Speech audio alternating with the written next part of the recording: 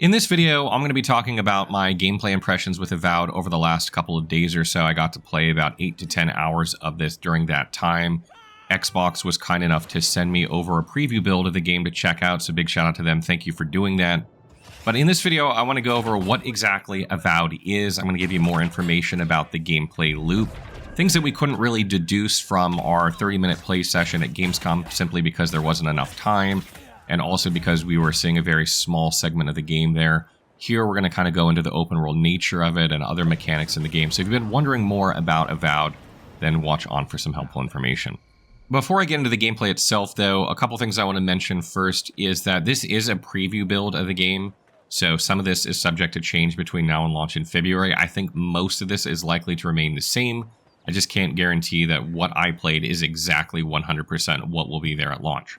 And the other thing that I want to mention is that I'm actually more excited for Avowed than I was after playing at Gamescom, getting to see the whole game as a whole, like how it fits together, what the gameplay loop is like. I think I have a more positive impression of the game than I came away with at Gamescom, just from being able to see it and experience it myself. However, there is one major caveat to that, which I'll go into later in this video. So the first thing that you do in the beginning of the game is you create your character during character creation. I don't have footage of this for you. Unfortunately, the character creation section is embargoed, so I can't show it to you. But you essentially start out as a godlike. You can't select any other race like you could in Pillars of Eternity or Pillars of Eternity 2, so you're locked to this race. Although you can change your appearance so you don't look like a godlike if you don't like that visual appearance, but you will still be treated one throughout the game. And the character creator, I think, in my opinion, is solid enough for what we're trying to do here. You don't really see your character that much anyway. You're not really seeing yourself in dialogues or anything like that. I think I saw my character twice in the 8 hours I played, so it's not something that I think is really important to the game itself. But you will get to pick backgrounds that not only influence your starting stats, which you can tweak if you want afterward anyway, but will also impact dialogue options. They'll provide you with different dialogue options throughout the game. I have used this significantly as I've been playing, so they will play a large role in what dialogue you can say. Once you complete character creation, you'll go through a short 15 to 30 minute prologue, depending on how fast you are. Again, this is also embargoed, so I cannot show you this. But this section of the game basically just introduces you to the mechanics of the game, and the game really opens up when you land on the dock at the Dawn Shore, and this is really where the game really begins. So the Dawn Shore is the first real open world area of the Avowed, and you can basically do whatever you want from the moment you arrive here. You will have a main objective or a main quest, but you don't have to do it right away. You're free to explore. You can go explore the whole town. You can go explore the wilderness outside the town. You can pick up side quests and focus on those. You can just run off and explore in any general direction, which is kind of what I did. So there's a lot of freedom once you reach this point, which is very, very quick to get to in the game. Based on what I can tell so far, because I spent all my time in the Dawn Shore during this preview period, Avowed has a main map, like a main overworld map with a bunch of smaller maps inside of it. Kind of reminds me of Pillars of Eternity in that way. Since I've only been to the Dawn Shore, I can only theorize about this, but the Dawn Shore area takes you about 6 to 10 hours to explore, depending on what difficulty you're playing on and how thoroughly you explore. So this is a quite sizable area. Now, I don't know if every area is this size. We saw this in the Outer Worlds, like the very first world was like jam-packed full of stuff, and some of them after that weren't as fleshed out or didn't have as many things. So I don't know if every area is going to be this large, but I think you can speculate that Avowed is going to have a bunch of kind of open world maps that you fast travel to or travel between. So the game isn't completely open world, but it's open world within the areas that you can explore, which generally I think is a good kind of mix of open world exploration and linear gameplay. If you're following the main story from each zone to zone to zone, it kind of feels like Pillars of Eternity in my regard. And I expect, the different biomes and landscapes of each zone that you can go to be different, to kind of mix up the feeling that you get. So in this Dawn Shore area, you'll spend time exploring, fighting enemies, completing quests, and speaking with NPCs. But it feels like mostly what you'll be doing in this area, from what I've gathered, is exploring and fighting. I don't know if this is the only zone or not that's like this, but it seems like there's a shift in focus with Avowed towards less questing and dialogue and more exploration compared to maybe something like the Outer Worlds. At least that's how the Dawn Shore area feels. It could be that other zones have a lot more quests and a lot less exploration. That's really too early to say for sure. But in this very first area, you're spending the vast majority of your time exploring and fighting. And as much as the game gives you this initial Skyrim and Aora vibe, it doesn't really feel like Skyrim when playing. Maybe there are moments where you go, oh, this is kind of like Skyrim. But instead, it feels more like, I would say, something like Dying Light. I get that the settings are completely different, but the game's focus is running, jumping, climbing structures, finding chests and secrets a lot while you're exploring, rather than just running around the landscape and going into dungeons and things like that. That's why I make that comparison. There are hidden chests just about everywhere in the Dawnshore. I estimate in my playtime that I found over 100 of them, if not more, and you'll spend a lot of your time seeking them out and looting them, whether it's from climbing on top of buildings or going behind things or breaking crates open to find them. For the most part, I really like this. There is a lot of exploration and a lot of reward to it, but the sheer quantity of chests is a bit overwhelming in my opinion. It can really distract from your immersion if you're constantly seeing like a shiny chest because they kind of glow blue, purple, gold, etc. And you find yourself looking for them everywhere because you know how many there are after a while. And I feel like if they had probably reduced this, or they do reduce this by half and put slightly better rewards inside of them, I think the exploration would be better as a whole. But generally, I find myself enjoying exploration more than not. And in terms of atmosphere of the Dawnshore area, it's both impressive and underwhelming at the same time. I'll try to explain. The sheer size and layout of the Dawnshore is pretty darn good in my opinion. There are many interesting areas to explore. There are dungeons. There are, these dungeons have their own maps. There are ancient ruins. There's buildings that are overgrown or guarded by enemies. There's somewhat interesting encounters to experience as you come across them. The general, layout of the Dawnshore area is actually pretty good, and I really enjoyed exploring that area. However, the art style of the game is not what I would have chosen for Avowed, and while it looks great in some areas, generally I don't really like it. I wish Obsidian kind of gone in a different direction here. This is personal preference. I'm sure for some people this will be fine, and for others, not so much. It doesn't ruin the exploration of the game, but it does detract from it a little bit, to the point where maybe it makes me want to explore a little bit less than I would have if they'd chosen a different art style. So besides exploration, you're obviously going to have combat as well, and there are some interesting things about combat. When I talked about combat in my first preview after playing, I kind of went pretty hard on the combat of the game, and there are some things I didn't really understand about combat. And I will say that my initial impression of combat is probably a lot more critical than my impression now. I generally enjoy combat a bit more now than I did then. But that's because I had more time to mess around with it. And what I learned is that Avowed's combat system is extremely reliant on wizard spells. These basically carry combat in this game, and I'll try and get into why exactly that is. So the main issue, and the reason that this is the case, is that both Ranger and Fighter skill trees only have 4 active skills. This means if you're playing like a pure Fighter or a pure Ranger or a mix of Ranger and Fighter without any Wizard skills or spells, you will only have a total of 8 skills, active skills to use throughout the course of the game from what I can deduce from the skill tree. Obviously, you might pick up skills somewhere else. I don't know if that's the case.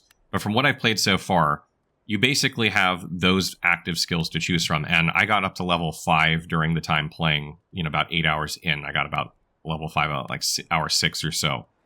So in that time, if I had played just a Ranger, I would only have 2 active skills, which means your gameplay gets really repetitive, right? If you're playing like a Ranger, that means that one of your skills just entangles enemies so they can't move, and it's on a 20-second cooldown or so, and the other skill turns you invisible. Neither of those are particularly great in terms of mixing up your combat.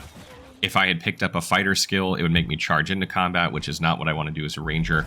So if you are only playing a Fighter or a Ranger or some mix of those, your combat is kind of dull. Like, there's really nothing to do besides left click, or right trigger, or R1, R1, etc.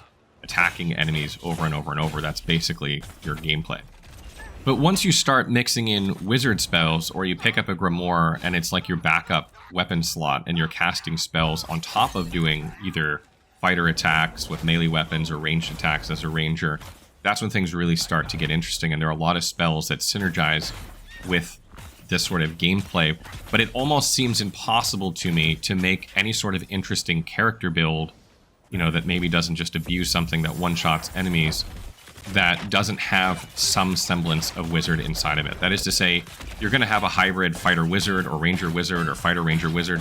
Wizard is always probably going to be a part of your repertoire if you want to have interesting combat in this game, and that's a huge negative, but once you figure it out, the combat gets better. And something else I really want to note is that itemization really does affect combat in Avowed. This is something I theorized about based on what we saw from our previous gameplay impressions. But for instance, I have an item that makes it so that when I critically hit an enemy, it poisons them. Well, the poison, when it initially triggers, does a lot of damage. And since I have all my points on my build into Perception, which increases crit chance, I crit quite regularly. And because I'm using a wand, I'm attacking very quickly at range, so I get a lot of crits from a safe distance.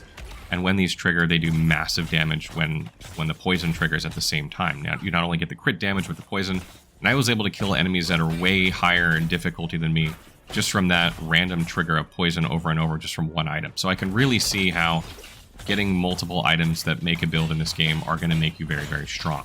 And you do have companions in combat. I only had one companion in the area that I was in, which is Kai. I really like Kai. If you didn't know, he's the voice actor for Kai is the guy that does Garrus in Mass Effect, so he's absolutely brilliant. Witty, dry humor the whole way. His voice is soothing. Really glad to have him.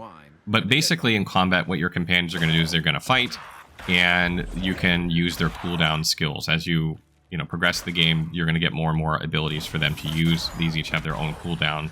You'll use them in combat. Kind of made Kai tank for me because I was playing ranged.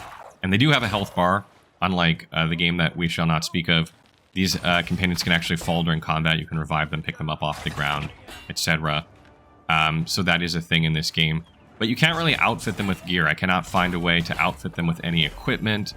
And it doesn't seem like you can speak to them when you're not in your camp. Kind of not the companions you're used to in Pillars of Eternity. In Pillars of Eternity, you can basically talk to them whenever you want. You could outfit their gear and set up their AI. There's very, very limited function when it comes to your companions in this game, and it has been very, we'll call it streamlined, for lack of a better word. And I'm not sure I really like that too much. It's too simplified in my opinion, but nonetheless, it's better than the game we shall not name. And obviously when you're not fighting or exploring, you're going to be talking to NPCs, and you're going to be picking up quests and doing their quests. The quests themselves seem to be interesting so far, and they do seem to have lots and lots of dialogue options that have drastically different outcomes. One of the quests I did during this preview session was the same quest that I played during the Gamescom preview, and I even got a different outcome. I've seen that quest like 3 different outcomes. I think this was the 4th one, which was completely different. I did something absolutely absurd that I don't even know what the ramifications of it are going to be throughout the game, which is a good feeling. You know you did something that's going to create an effect at some future point in time. It's very clear, but you don't know what it is, and I really like to see that so early on in this game. And there are absolutely a ton of dialogue options between the stats that you have, your background, things like that. So you're going to have a lot of things you can do, and obviously it shows you the things you don't meet the requirements for that you can't say. I like that. Some of these are just different ways of saying things, but there's a lot of circumstances where you can get a positive outcome if you meet the requirements, which I generally like. The voice acting of the game is top-notch. The character models are kind of middle of the road. People will probably say they look stiff and stuff like that. I don't mind it so much because the voice acting is pretty good. But one thing I will say is that it seems like so far I've talked to a lot less NPCs than I was expecting for an Obsidian RPG.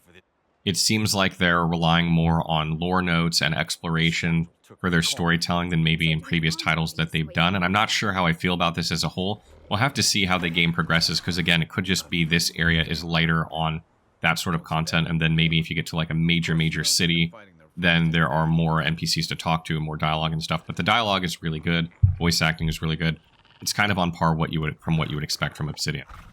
So overall, I'm enjoying the game a lot more than I thought I would based on my initial impression. It's growing on me. The more I play, the more I want to play. I think that's a good sign. There are ups and downs in it.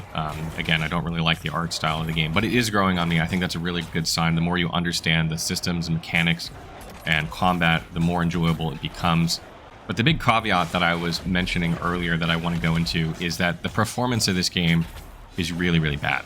I played the entire demo period on a 3080 Ti with an i9 12900K processor with 64 gigabytes of RAM, and with everything on the highest settings at 1440p, I was hovering between 35 and 75 FPS, depending on where I was. Usually in town, it would go down into the mid-40s, or maybe lower in some areas, and usually when you're out on the landscape exploring, it would go into the high 70s. But that is pretty bad performance for the PC that I'm running. I realize this is not top-of-the-line PC anymore, but this is still a PC that should get better performance than this, in my opinion, considering the graphics of this game. And I really worry about people that have lower performance PCs and people playing on Xbox. As we know, Xbox is capped at 30 FPS. I feel like the performance of this game as a whole is generally going to be pretty poor for people. Now, when I played, even with the FPS fluctuating between 35 and 75, I didn't really notice much. It didn't affect my gameplay much. There were maybe a couple, big slowdowns in very specific places in town, but outside, even if it was at 50, I didn't really notice the combat of the game. Exploration didn't really matter that much to me. So that's the good news. But the bad news is, if you're playing a mid-tier PC or you're playing on console, I don't know how your performance is going to be.